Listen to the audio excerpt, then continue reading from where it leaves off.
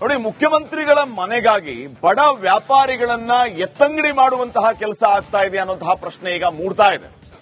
ಈಗ ಮೊನ್ನೆ ತಾವು ಗಮನಿಸ್ತಾ ಇದ್ರಿ, ಸಿಎಂ ಮನೆಯ ನವೀಕರಣಕ್ಕಾಗಿ ಕೋಟಿ ವೆಚ್ಚದ ವಿಚಾರ ಆಕ್ರೋಶಕ್ಕೆ ಕಾರಣ ಆಗಿತ್ತು. ಈಗ ಮತ್ತೊಂದು ಕಡೆ ತಮ್ಮ ಮನೆಗಾಗಿ ಬಡ ವ್ಯಾಪಾರಿಗಳನ್ನ ಎತ್ತಂಗಡಿ ಮಾಡ್ತಾ ಇದ್ದಾರಾ? ಫುಟ್ಪಾತ್ ಮೇಲೆ ವ್ಯಾಪಾರಿಗಳ ಬದುಕಿಗೆ ಬರೆ ಹಾಕುವಂತ ಕೆಲಸ ಆಗ್ತಾ ಇದೆ. ಮೈಸೂರು ಪಾಲಿಕೆ ಅಧಿಕಾರಿಗಳಿಂದ ಅಮಾನವೀಯ ನಡೆ, ಇದು ಆಕ್ರೋಶಕ್ಕೆ ಕಾರಣವಾಗ್ತಾ ಇರು. ಮುಖ್ಯಮಂತ್ರಿಗಳ ನೂತನ ಮನೆಗಾಗಿ ಅಲ್ಲಿರುವ ಬಡವರನ್ನ ಎತ್ತಂಗಡಿ ಮಾಡುವಂತ ಕೆಲಸ ಆಗ್ತಾ ಇದೆಯಾ? ಹಾಗಿದ್ರೆ ಈ ರೀತಿ ಮೈಸೂರು ಬಿಜೆಪಿ ನಾಯಕರು ಗಂಭೀರವಾದ ಆರೋಪವನ್ನ ಮಾಡ್ತಾ ಇದ್ದಾರೆ. ಮೈಸೂರಿನ ವಿಶ್ವಮಾನವ ರಸ್ತೆಯಲ್ಲಿ ಸಿದ್ದರಾಮಯ್ಯ ಅವರ ಮನೆ ಇದೆ. 2 ತಿಂಗಳಲ್ಲಿ ಸಿದ್ದರಾಮಯ್ಯ ಅವರ ನೂತನ ಮನೆಯ ಗೃಹ ಪ್ರವೇಶ ಕೂಡ ಇದೆ. ಮುಖ್ಯಮಂತ್ರಿಗಳ ಮನೆಯಿಂದ 100 ಮೀಟರ್ ಅಂತರದಲ್ಲಿ ಎತ್ತಂಗಡಿ ಮಾಡುವಂತ ಕೆಲಸ ಆಗ್ತಾ ಇದೆಯಂತೆ. 35 ವರ್ಷದಿಂದ ವ್ಯಾಪಾರ ಮಾಡ್ತಾ ಇದ್ದ 20 ಅಂಗಡಿಗಳನ್ನ ಮುಖ್ಯಮಂತ್ರಿಗಳ ಮನೆಗಾಗಿ ಎತ್ತಂಗಡಿ ಮಾಡುವಂತ ಕೆಲಸ. ಬೆಂಗಳೂರು ಮೂಲದ ವಕೀಲ ಚಂದನ್ ಪಾಲಿಕೆಗೆ ದೂರು ಕೊಟ್ಟಿದ್ದಾರೆ. ವಿಚಾರವಾಗಿ ಫುಟ್ಪಾತ್ ವ್ಯಾಪಾರದಿಂದ ಸಾರ್ವಜನಿಕರಿಗೆ ತೊಂದರೆಯ ದೂರು. ಈ ದೂರಿನ ನೆಪದಲ್ಲಿ ನೋಟಿಸ್ ನೀಡಿ ಅಂಗಡಿಗಳನ್ನ ಎತ್ತಂಗಡಿ ಮಾಡುವಂತ ಕೆಲಸ ಆಗ್ತಾ ಇದೆ. ಈ ವಿಚಾರವಾಗಿ ಬಿಜೆಪಿ ನಗರ ವಕ್ತಾರ ಮೋಹನ್ ಗಂಭೀರವಾದ ಆರೋಪವನ್ನ ಮಾಡಿದ್ದಾರೆ. ಮೈಸೂರಿನಲ್ಲಿ 3 ಅಸೆಂಬ್ಲಿ ಕಾನ್ಸ್ಟಿಟ್ಯೂನ್ಸಿ ಇದೆ. 2 ಕಾನ್ಸ್ಟಿಟ್ಯೂನ್ಸಿಗಳನ್ನ ಪ್ರತಿನಿಧಿಸ್ತಾ ಇರೋದು ಕಾಂಗ್ರೆಸ್ ಶಾಸಕರು, 1 ಕಾನ್ಸ್ಟಿಟ್ಯೂನ್ಸಿನ ಪ್ರತಿನಿಧಿಸ್ತಾ ಇರೋದು ಬಿಜೆಪಿ ಶಾಸಕರು.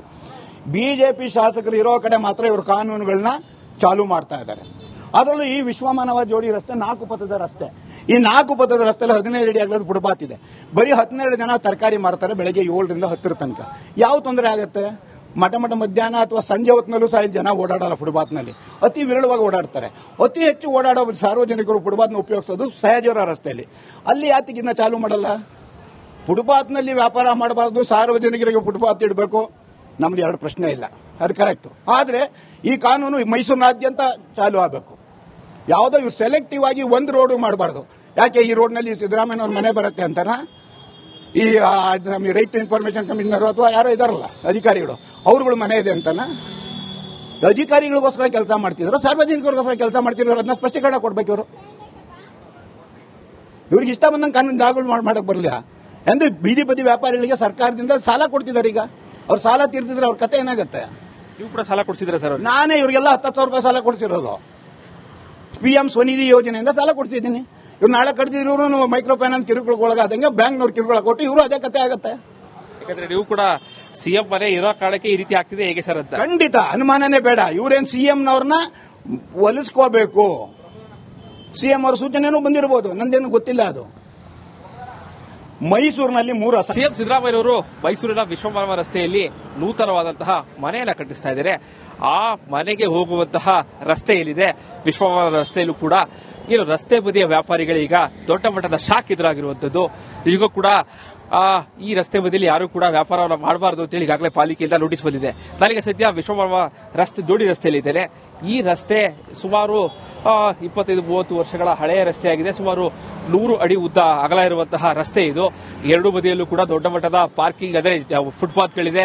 ಜನರಿಗೆ ಯಾವುದೇ ರೀತಿಯಾದಂತಹ ತೊಂದರೆ ಆಗದಿದ್ದರೂ ಕೂಡ ಈ ಅಕ್ಕಪಕ್ಕದ ರಸ್ತೆಗಳಲ್ಲೂ ಕೂಡ ಈಗಾಗಲೇ ಕಳೆದ 15-20-25 ವರ್ಷಗಳಿಂದಲೂ ಕೂಡ ಸುಮಾರು 15 ರಿಂದ 16 ಜನರು ರಸ್ತೆ ಬದಿಯಲ್ಲಿ ತರಕಾರಿ ವ್ಯಾಪಾರ ಇರಬಹುದು, ಇಲ್ಲಿತರ ವ್ಯಾಪಾರಗಳನ್ನು ಮಾಡಿಕೊಂಡು ಆ ಜೀವನ ನಡೆಸ್ತಾ ಇದ್ದಾರೆ. ಈಗಾಗಲೇ ಕಳೆದ 1 ತಿಂಗಳಾದ 15-20 ದಿನಗಳ ಹಿಂದೆ ನಗರ ಪಾಲಿಕೆಯಿಂದ ದೊಡ್ಡ ಮಟ್ಟದ ಶಾಕ್ ಎದುರಾಗಿರುವಂತದ್ದು. ಈ ರಸ್ತೆಯಲ್ಲಿ ನೋ ವೆಲ್ಡಿಂಗ್ ಝೋನ್ ಅಂತೇಳಿ ಈಗಾಗಲೇ ಒಂದು ಬೋರ್ಡ್ ಅನ್ನು ಹಾಕಿದ್ದಾರೆ. ಯಾರು ಕೂಡ ವ್ಯಾಪಾರವನ್ನು ಮಾಡಬಾರದು ಅಂತೇಳಿ ಒಂದು ಬೋರ್ಡ್ ಅನ್ನು ಹಾಕಿ ಈ ಒಂದು ರಸ್ತೆಯಲ್ಲಿ ಇರುವಂತಹ ವ್ಯಾಪಾರಿಗಳನ್ನ ಬೇರೆ ಕಡೆಗೆ ಶಿಫ್ಟ್ ಮಾಡೋದಕ್ಕೂ ಕೂಡ ಈಗಾಗಲೇ ಪಾಲಿಕೆ ಮುಂದಾಗಿರುವಂತದ್ದು. ಇದು ಈಗ ದೊಡ್ಡ ಮಟ್ಟದ ಚರ್ಚೆಗೆ ಕಾರಣ ಆಗಿರುವಂತದ್ದು. ಬಹಳ ಪ್ರಮುಖವಾಗಿ ಈ ರಸ್ತೆಯಲ್ಲಿರುವಂತಹ ವ್ಯಾಪಾರಸ್ಥರನ್ನು ಕೂಡ ನಾವು ಮಾತಾಡಿಸುವಂತ ಪ್ರಯತ್ನವನ್ನು ಮಾಡ್ತೀನಿ. ಕಳೆದ 15 ವರ್ಷಗಳಿಂದಲೂ ಕೂಡ ಅವರು ಇಲ್ಲಿ ವ್ಯಾಪಾರವನ್ನು ಮಾಡ್ಕೊಂಡು ಬರ್ತಾ ಇದ್ರು. ಯಾಕಾಗಿ ಅಧಿಕಾರಿಗಳು ಈ ರೀತಿಯಾದಂತಹ ನಿಲುವು ತೆಗೆದುಕೊಂಡಿದ್ದಾರೆ ಅವ್ರನ್ನ ಮಾತಾಡಿಸೋಣ. ಅವ್ರ ಜೊತೆಗೆ ಬೀದಿ ರಸ್ತೆ ಬದಿ ವ್ಯಾಪಾರಿಗಳಿದ್ದಾರೆ. ಮೇಡಮ್, ಯಾವ ಕಾರಣಕ್ಕಾಗಿ ನಿಮಗೆ ನೋಟಿಸ್ ಕೊಟ್ಟಿರೋದು ಅಂತ? ಕಾರಣ ಅಂತ ಏನು ಗೊತ್ತಿಲ್ಲ ನನಗೆ. ನಮಗೆ ಹೇಳಿರೋ ಪ್ರಕಾರ ಕಾರ್ಪೊರೇಷನ್ ಅವರು ಇಲ್ಲಿ RTA ಕಮಿಷನರ್ ಇಂದ ನಮಗೆ ನೋಟಿಸ್ ಬಂದಿದೆ.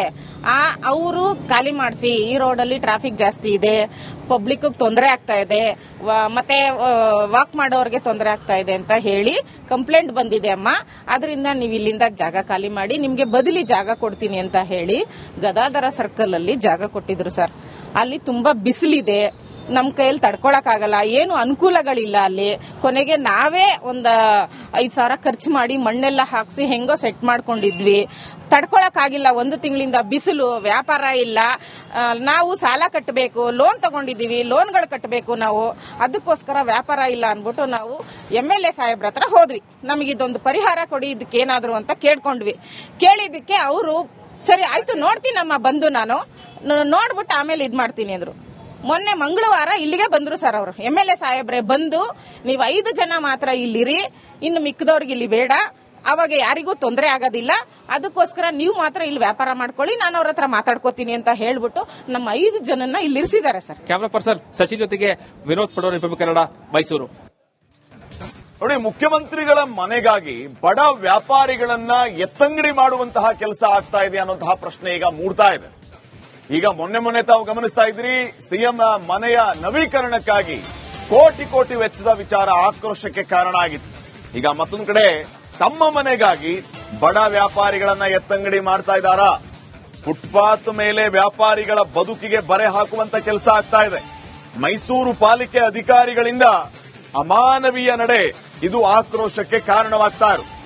ಮುಖ್ಯಮಂತ್ರಿಗಳ ನೂತನ ಮನೆಗಾಗಿ ಅಲ್ಲಿರುವ ಬಡವರನ್ನ ಎತ್ತಂಗಡಿ ಮಾಡುವಂತ ಕೆಲಸ ಆಗ್ತಾ ಇದೆಯಾ? ಹಾಗಿದ್ರೆ ಈ ರೀತಿ ಮೈಸೂರು ಬಿಜೆಪಿ ನಾಯಕರು ಗಂಭೀರವಾದ ಆರೋಪವನ್ನ ಮಾಡ್ತಾ ಇದ್ದಾರೆ. ಮೈಸೂರಿನ ವಿಶ್ವಮಾನವ ರಸ್ತೆಯಲ್ಲಿ ಸಿದ್ದರಾಮಯ್ಯ ಅವರ ಮನೆ ಇದೆ. 2 ತಿಂಗಳಲ್ಲಿ ಸಿದ್ದರಾಮಯ್ಯ ಅವರ ನೂತನ ಮನೆಯ ಗೃಹ ಪ್ರವೇಶ ಕೂಡ ಇದೆ. ಮುಖ್ಯಮಂತ್ರಿಗಳ ಮನೆಯಿಂದ 100 ಮೀಟರ್ ಅಂತರದಲ್ಲಿ ಎತ್ತಂಗಡಿ ಮಾಡುವಂತ ಕೆಲಸ ಆಗ್ತಾ ಇದೆಯಂತೆ. 35 ವರ್ಷದಿಂದ ವ್ಯಾಪಾರ ಮಾಡ್ತಾ ಇದ್ದ 20 ಅಂಗಡಿಗಳನ್ನ ಮುಖ್ಯಮಂತ್ರಿಗಳ ಮನೆಗಾಗಿ ಎತ್ತಂಗಡಿ ಮಾಡುವಂತ ಕೆಲಸ. ಬೆಂಗಳೂರು ಮೂಲದ ವಕೀಲ ಚಂದನ್ ಪಾಲಿಕೆಗೆ ದೂರು ಕೊಟ್ಟಿದ್ದಾರೆ. ಈ ವಿಚಾರವಾಗಿ ಫುಟ್ಪಾತ್ ವ್ಯಾಪಾರದಿಂದ ಸಾರ್ವಜನಿಕರಿಗೆ ತೊಂದರೆಯ ದೂರು. ಈ ದೂರಿನ ನೆಪದಲ್ಲಿ ನೋಟಿಸ್ ನೀಡಿ ಅಂಗಡಿಗಳನ್ನ ಎತ್ತಂಗಡಿ ಮಾಡುವಂತ ಕೆಲಸ ಆಗ್ತಾ ಇದೆ. ಈ ವಿಚಾರವಾಗಿ ಬಿಜೆಪಿ ನಗರ ವಕ್ತಾರ ಮೋಹನ್ ಗಂಭೀರವಾದ ಆರೋಪವನ್ನ ಮಾಡಿದ್ದಾರೆ. ಮೈಸೂರಿನಲ್ಲಿ 3 ಅಸೆಂಬ್ಲಿ ಕಾನ್ಸ್ಟಿಟ್ಯೂನ್ಸಿ ಇದೆ. 2 ಕಾನ್ಸ್ಟಿಟ್ಯೂನ್ಸಿಗಳನ್ನ ಪ್ರತಿನಿಧಿಸ್ತಾ ಇರೋದು ಕಾಂಗ್ರೆಸ್ ಶಾಸಕರು, 1 ಕಾನ್ಸ್ಟಿಟ್ಯೂನ್ಸಿನ ಪ್ರತಿನಿಧಿಸ್ತಾ ಇರೋದು ಬಿಜೆಪಿ ಶಾಸಕರು. ಬಿಜೆಪಿ ಶಾಸಕರು ಇರೋ ಕಡೆ ಮಾತ್ರ ಇವರು ಕಾನೂನುಗಳನ್ನ ಚಾಲೂ ಮಾಡ್ತಾ ಇದ್ದಾರೆ. ಅದರಲ್ಲೂ ಈ ವಿಶ್ವಮಾನವ ಜೋಡಿ ರಸ್ತೆ 4 ಪಥದ ರಸ್ತೆ. ಈ 4 ಪಥದ ರಸ್ತೆಯಲ್ಲಿ 15 ಅಡಿ ಅಗಲದ ಫುಟ್ಪಾತ್ ಇದೆ. ಬರೀ 12 ಜನ ತರಕಾರಿ ಮಾರ್ತಾರೆ ಬೆಳಗ್ಗೆ 7ರಿಂದ 10 ತನಕ. ಯಾವ ತೊಂದರೆ ಆಗುತ್ತೆ? ಮಠ ಮಧ್ಯಾಹ್ನ ಅಥವಾ ಸಂಜೆ ಹೊತ್ತಿನಲ್ಲೂ ಸಹ ಇಲ್ಲಿ ಜನ ಓಡಾಡಲ್ಲ. ಫುಟ್ಪಾತ್ನಲ್ಲಿ ಅತಿ ವಿರಳವಾಗಿ ಓಡಾಡ್ತಾರೆ. ಅತಿ ಹೆಚ್ಚು ಓಡಾಡೋ ಸಾರ್ವಜನಿಕರು ಫುಟ್ಪಾತ್ನ ಉಪಯೋಗಿಸೋದು ಸಹಜವರ ರಸ್ತೆಯಲ್ಲಿ. ಅಲ್ಲಿ ಯಾತಿಗಿನ್ನ ಚಾಲೂ ಮಾಡಲ್ಲ? ಫುಟ್ಪಾತ್ನಲ್ಲಿ ವ್ಯಾಪಾರ ಮಾಡಬಾರ್ದು, ಸಾರ್ವಜನಿಕರಿಗೆ ಫುಟ್ಪಾತ್ ಇಡಬೇಕು, ನಮ್ದು 2 ಪ್ರಶ್ನೆ ಇಲ್ಲ, ಅದು ಕರೆಕ್ಟ್. ಆದ್ರೆ ಈ ಕಾನೂನು ಮೈಸೂರಿನಾದ್ಯಂತ ಚಾಲೂ ಆಗಬೇಕು. ಯಾವುದೋ ಇವು ಸೆಲೆಕ್ಟಿವ್ ಆಗಿ ಒಂದು ರೋಡ್ ಮಾಡಬಾರ್ದು. ಯಾಕೆ ಈ ರೋಡ್ನಲ್ಲಿ ಸಿದ್ದರಾಮಯ್ಯನವ್ರ ಮನೆ ಬರುತ್ತೆ ಅಂತನಾ? ಈ ರೈಟ್ ಟು ಇನ್ಫಾರ್ಮೇಶನ್ ಕಮಿಷನರ್ ಅಥವಾ ಯಾರೋ ಇದಾರಲ್ಲ ಅಧಿಕಾರಿಗಳು, ಅವ್ರುಗಳ ಮನೆ ಇದೆ ಅಂತನಾ? ಅಧಿಕಾರಿಗಳಿಗೋಸ್ಕರ ಕೆಲಸ ಮಾಡ್ತಿದ್ರು, ಸಾರ್ವಜನಿಕರಿಗೋಸ್ಕರ ಕೆಲಸ ಮಾಡ್ತಿದ್ರು, ಅದನ್ನ ಸ್ಪಷ್ಟೀಕರಣ ಕೊಡ್ಬೇಕು. ಇವ್ರಿಗೆ ಇಷ್ಟ ಬಂದಂಗೆ ಕಾನೂನು ದಾಖಲು ಮಾಡಕ್ ಬರಲಿಲ್ಲ ಎಂದು ಬೀದಿ ಬದಿ ವ್ಯಾಪಾರಿಗಳಿಗೆ ಸರ್ಕಾರದಿಂದ ಸಾಲ ಕೊಡ್ತಿದ್ದಾರೆ. ಈಗ ಅವ್ರು ಸಾಲ ತೀರ್ತಿದ್ರೆ ಅವ್ರ ಕತೆ ಏನಾಗುತ್ತೆ? ನೀವು ಕೂಡ ಸಾಲ ಕೊಡ್ಸಿದ್ರೆ ಸರ್? ನಾನೇ ಇವ್ರಿಗೆಲ್ಲ 10,000 ರೂಪಾಯಿ ಸಾಲ ಕೊಡ್ಸಿರೋದು. PM ಸ್ವನಿಧಿ ಯೋಜನೆಯಿಂದ ಸಾಲ ಕೊಡ್ಸಿದ್ದೀನಿ. ಇವ್ರು ನಾಳೆ ಕಡ್ದಿದ್ರು ಮೈಕ್ರೋ ಫೈನಾನ್ಸ್ ಕಿರುಕುಳಗೊಳಗಾದಂಗೆ ಬ್ಯಾಂಕ್ನವ್ರು ಕಿರುಕುಳ ಕೊಟ್ಟು ಇವರು ಅದೇ ಕತೆ ಆಗುತ್ತೆ. ಯಾಕಂದ್ರೆ ನೀವು ಕೂಡ ಸಿಎಂ ಮನೆ ಇರೋ ಕಾರಣಕ್ಕೆ ಈ ರೀತಿ ಆಗ್ತಿದೆ ಹೇಗೆ ಸರ್ ಅಂತ? ಖಂಡಿತ ಅನುಮಾನನೇ ಬೇಡ. ಇವರೇನ್ ಸಿಎಂನವ್ರನ್ನ ಒಲಿಸ್ಕೋಬೇಕು. ಸಿಎಂ ಅವ್ರ ಸೂಚನೆನೂ ಬಂದಿರಬಹುದು, ನಂದೇನು ಗೊತ್ತಿಲ್ಲ. ಅದು ಮೈಸೂರಿನಲ್ಲಿ 3